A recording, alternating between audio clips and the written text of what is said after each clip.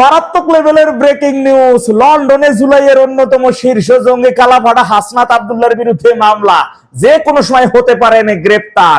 এই মুহূর্তে কালাপাড়ারে লন্ডনের ক্যামব্রিজ পুলিশ স্টেশন তাকে জিজ্ঞাসাবাদ করতেছে। তথ্য নিয়ে জানতে পারলাম ওই কালাপাড়া সহ ওর সাথে আরো কিছু মব সন্ত্রাসী জুলাই জঙ্গিরা একটা জায়গায় ঘুরতে যাচ্ছিলেন। পথিমধ্যে রাস্তায় পাশে থাকা কোনো একজন লন্ডন বাংলাদেশি প্রবাসী ব্যক্তি ওদেরকে দেখে চিনতে পেরে বলতেছে, কে টেররিস্ট, কি রে জঙ্গি। এই কথা ওদের কানে শোনা মাত্রই ওরা গাড়ি থামাইয়া গাড়ি থেকে নাইমা সেই জনক ব্যক্তিকে খুব ধরনের মারছে, মপ করে তাকে মেরে রাস্তায় ফেলে রেখেছে। ওইগুলো আবার লন্ডনের স্থানীয় সাধারণ জনতা বা সেখানকার নাগরিক দেখেই স্থানীয় পুলিশের স্টেশনে ফোন করে। আর জানেন তো বিদেশের কাবজাব, পুলিশ সেই আহত ব্যক্তিকে উদ্ধার করে হাসপাতালে ট্রিটমেন্ট দেয় এবং তার কাছে জিজ্ঞাসা করা হয় কি হয়েছে। পরবর্তী সময় তিনি বাদী হয়ে মামলা করেন এবং সেই মামলার ভিত্তিতে কালাপাড়া হাসনাত আব্দুল্লাহ সহ 4 জনের নাম উল্লেখ করা এবং অজ্ঞাতনামা আরো কয়েকজনকে বিরুদ্ধে এই মামলা করা হয়েছে।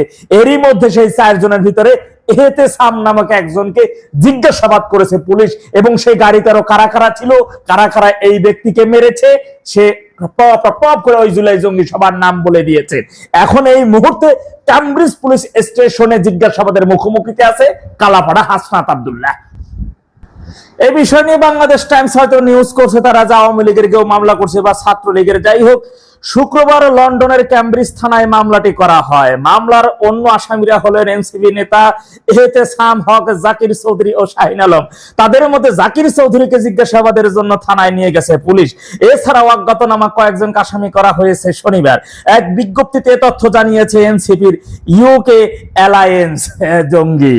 লন্ডনে থাকা জুলাই জঙ্গি তথা এনসিপি যে সকল জঙ্গিগুলা আছে ওরা মনে করতেছে কি যে ওইটা বাংলাদেশ, যে ওইখানে মব সন্ত্রাসী বা বাংলাদেশের মতো সন্ত্রাসী জঙ্গিবাদী কার্যক্রম যা করো তাতে কোনো কিছু যায় আসে না নাকি, ওইখানে ওই এমপিগিরি একেবারে ফুটাই দেবেন এমপিগিরি। আপনারা জানেন লন্ডনে থাকা জুলাই জঙ্গি এবং জামাতি জঙ্গিরা নিজেরা অক্সফোর্ড বিশ্ববিদ্যালয়ের একটা হল কক্ষ ভাড়া নিয়ে নিজেরা একটা প্রোগ্রাম করছে।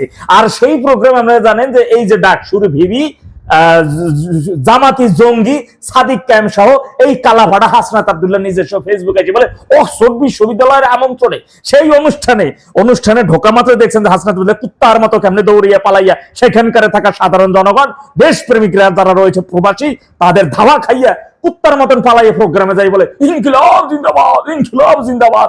সবাই বাংলা বোঝে, কেউ ইংরেজি বোঝে বা বাংলা বোঝে না এমন কেউ কিন্তু ওই প্রোগ্রামে ছিল না। অর্থাৎ অক্সফোর্ড বিশ্ববিদ্যালয়ের আমন্ত্রণে গেছে। এইখানে একটা মিথ্যা এবং ধোঁকাবাজির মাধ্যমে সেই অনুষ্ঠান পরবর্তী সময়ে ঘুরতে যাওয়া একজন দেশপ্রেমিক প্রবাসীকে তার উপর মব সন্ত্রাস, তার উপর আক্রমণ, সেই আক্রমণের ভিত্তিতে এই মামলা। এখন দেখার বিষয় কোন জায়গার পানি কোথায় গিয়ে গড়ায়। আশা করি মব সন্ত্রাসের শিকারে ভুক্তভোগী দেশপ্রেমিক সেই ভাইটা, লন্ডন প্রবাসী ভাইটা সঠিক বিচারই পাবেন এবং তার উপর সন্ত্রাসী কর্মকাণ্ডের জন্য উপযুক্ত শাস্তির মুখোমুখি হবেন কালাপাড়া হাসনাত আব্দুল্লাহ সহ ওর সাথে থাকা সকল জুলাই জঙ্গিরা। তবে এই ঘটনার মধ্য দিয়ে আবারও প্রমাণিত হয়েছে পাকিস্তান ব্যতীত পৃথিবীর অন্য যে প্রান্তে যে দেশে জুলাইয়ের এই সকল কুখ্যাত সন্ত্রাসী এবং জঙ্গিরা যাক না কেন, ওদের জন্য সেই দেশটা, সেই এলাকাটাও হবে হারাম। ওরা নির্বিঘ্নে পৃথিবীর কোন প্রান্তেই বসবাস করতে পারবে না, ঘুরতে পারবে না, বের হতে পারবে না। ঘর থেকে বের হলেই অ্যাটাক। আর ইনশাআল্লাহ কিছুদিন পরে বাংলার জমিনে থাকা, বাংলার মানচিত্রের মধ্যে থাকা সকল জুলাই জঙ্গি এবং স্বাধীনতা বিরোধীদের সর্বশেষ শাবক বাচ্চাদের আমরা নিশ্চিহ্ন করে দেব। আসসালামু আলাইকুম। এই ভিডিওতে আপনারা ভিডিওর ব্যানার এবং হেডলাইনে দেখছেন যে মিছিলের মহাপরিকল্পনা, শেষ নির্দেশনা কি। আচ্ছা, শেষ নির্দেশনা কি? কিন্তু মিছিলের যে মহাপরিকল্পনা, আসলে একটা মিছিল কিভাবে সফল করতে হয় বা কিভাবে সফল হয় এটা আমি জানি। আপনারা আমার চেয়ে 1000 গুণ অ্যাডভান্স, আপনারা অনেক বেশি জানেন। ইয়াং ছেলে পেলে, আমাদের ভাই বোনেরা, আপনারা আমাদের চেয়ে 1000 গুণ বেশি জানেন। কিন্তু আমরা যতটুকু জানি বা আমরা যেসব টেকনিক অ্যাপ্লাই করতাম একসময় আমাদের সময়, সেগুলো যদি আপনাদের সাথে একটু শেয়ার করি আপনারা হয়তো বুঝতে পারবেন যে আসলে কিভাবে কি করে। আমাদের সময় মিছিল হতো আপনার এরশাদ পিরিয়ড, খালেদা জিয়ার পিরিয়ডে, এরপরে আবার খালেদা জিয়ার পিরিয়ডে যেসব মিছিলগুলো বা আমরা মিটিংগুলো করতাম, এইখানে কিন্তু অন্যরকম ছিল। ওই সময়কার আওয়ামী লীগ, ছাত্রলীগ, যুবলীগ এমন একটা জিনিস ছিল যেটা হচ্ছে যে আমরা মিছিলে নামলে ভাঙচুর, মাইর, ধুই, ক্র্যাকার, ককটেল, ঠুস ঠাস এগুলো ছিলই। এবার আওয়ামী লীগের সময় আওয়ামী লীগ, বিএনপির সময় বিএনপি, যার সময় সে এটা ছিল, মানে এটা এমন একটা জিনিস ছিল, দুধ আর আম দিয়া মিক্স করে ভাত খাওয়া যেরকম, বা দুধ কলার ভাত খাওয়া যেরকম, সেম ওই অবস্থা। মানে আতঙ্ক হবে, মিছিল হবে, ওই এলাকা বন্ধ, মানে সব ভাগতো। এই ছিল তখনকার দিন মিছিল। অবশ্য তখনকার দিন অ্যাগ্রেসিভনেসও ছিল।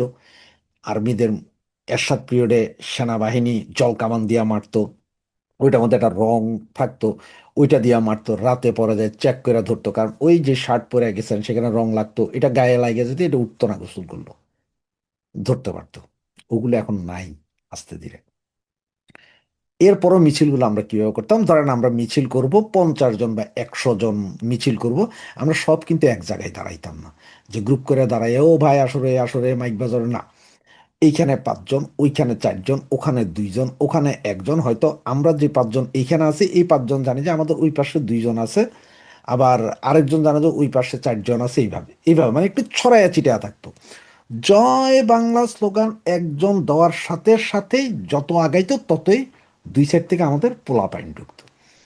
এর ভিতরে একটা টেকনিক ছিল, সেখানে হচ্ছে যে আমরা হয়তো একজন লুঙ্গি পরা, স্যান্ডো গেঞ্জি মেঞ্জি পরা, মানে একটু বয়স্ক দেখে দাড়ি টাড়ি আছে এরকম লোকরে দিয়ে আমরা করতাম কি, একটা সাইকেল, ভাঙাচুরা সাইকেলের পেছনে বিশাল ইটের বস্তা দিতাম। ইট বলতে গোটা ইট না, ওই যে ভাঙা ইট, আদলা, মানে একটা ইটের তো ওই যে হাতুড়ি দিয়ে মারলে 3-4 একটু সাইজ করা এরকম ইটের একটা বস্তা মুখ বাইন্দা তার হাতে তুলে দেয়। সে খুব কষ্ট করে আস্তে ধীরে চালাইতে, মানে সে এমন ভাবে চালাইতে তার চালাইতে কষ্ট হইতেছে।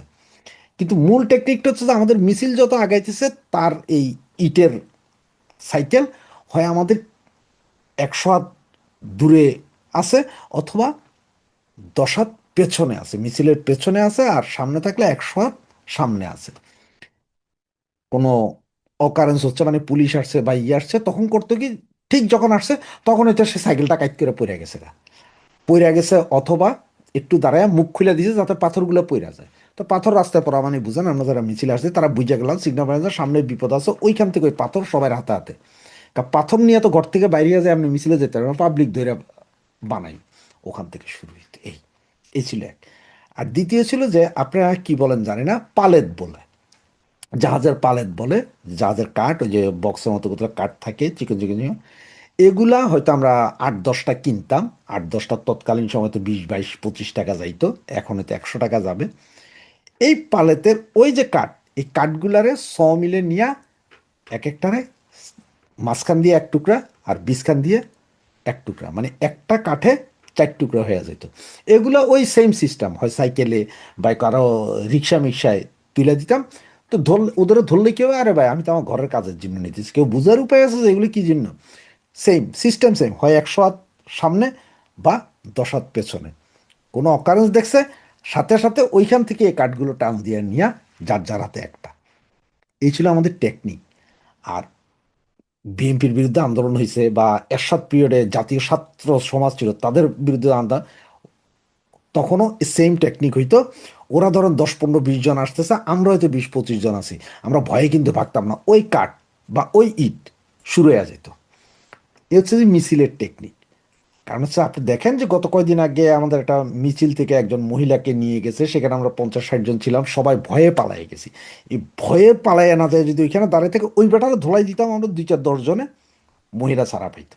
ঠিক আছে, আপনি যখনই প্রতিরোধ করে দুই একটা বাড়ি দিবেন, তখনই দেখবেন যে এরপর আর সাহস করে কেউ নামবে না, কারণ সবার মনে, ওরে বাবা এরাও পিটবে তো।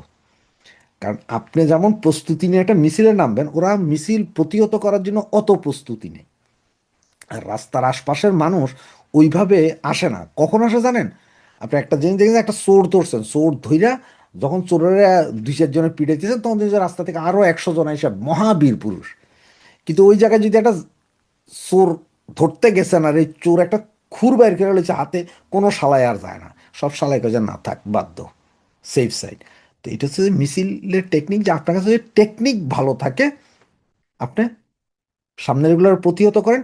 পুলিশ আপনার সামনে যখন দেখবে যে আপনার হাতে লাঠি আছে বা পাথর আছে, পুলিশ আসবে না, পুলিশ পিছপা দেয়, পুলিশ এটা সারা জীবন। আর এখনকার পুলিশের কাছে তো আরো অবস্থা খারাপ, কারণ তারা মাইর খাইতে খাইতে এমন অবস্থা গেছে, তারা এখনো যে 50 জন দেখলে তাদের কলিজার ধরফরায়।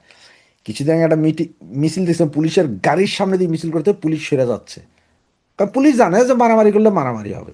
তো মিছিলের করতে হলে ভাই সাহস নিয়ে করতে হবে। আর যদি সাহস না থাকে, যে ভাই সাহস নাই, তাহলে আমি বলবো যে আপনার রাস্তার পাশে দাঁড়ায় থেকে তালি দেন। আর এমন প্লেসগুলোতে মিছিল করেন যেগুলো আসলে ব্যস্ততম এরিয়া, প্রচুর লোক সমাগম আছে, আপনি হাওয়া হয়ে যেতে পারবেন কয়েক সেকেন্ডের ভিতরে। শার্টের উপর দিয়ে একটা, গেঞ্জির উপর দিয়ে একটা শার্ট পরেন, মিছিল শেষ, জাস্ট শার্টটা খুলে কোমরে বাঁধা ফেলেন, আপনার গেঞ্জি কেউ চিনবে না যে আপনি কে। এইভাবে যদি আগাইতে পারেন, তাহলে মিছিলগুলো সঠিকভাবে কাজ করবে।